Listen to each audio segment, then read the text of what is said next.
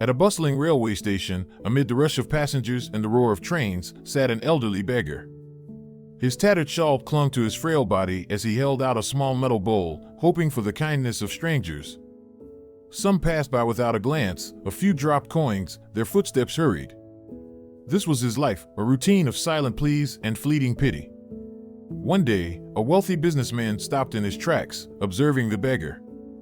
Dressed impeccably, with a briefcase in hand, he questioned the beggar, "Why do you only take? Have you ever thought of giving something in return?" The beggar looked up, bewildered and defensive, unsure how to respond to the unexpected challenge. Later, the beggar found a quiet spot near the station, away from the chaos. He sat alone, deep in thought. The businessman's words echoed in his mind.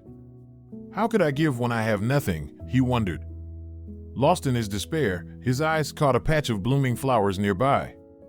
A spark of inspiration began to take root in his heart. The next day, the beggar returned to his usual spot. But this time, he held something new, a small bundle of freshly picked flowers.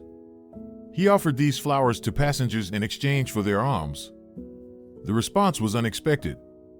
People smiled, appreciating his gesture, and gave more generously. In that moment, the beggar realized he was no longer merely asking, he was giving. Over time, his efforts bore fruit. He stood taller, his clothes a little cleaner, and his confidence visibly growing.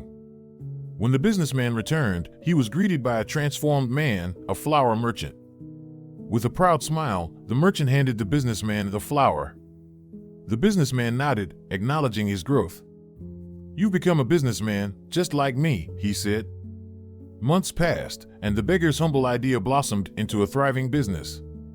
At a bustling market near the railway station, his vibrant flower stall attracted families and individuals alike. The once weary beggar was now a confident merchant, exchanging smiles and blooms with his customers.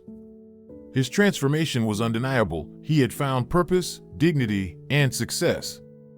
One day, in a quiet, shaded spot near the station, the former beggar met the businessman again. This time, they stood as equals. The flower merchant, dressed neatly and holding a bouquet, extended his hand.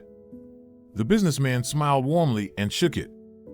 Together, they shared a moment of respect and pride, a testament to the power of self-belief and the simple act of giving. This is not just a story of rags to riches. It is a journey of self-discovery, a testament to the power of giving and the transformation it brings, not just to others, but to oneself. The beggar's success wasn't in the wealth he earned, but in the dignity he found and the hope he inspired. No matter how small, giving can change everything, even lives.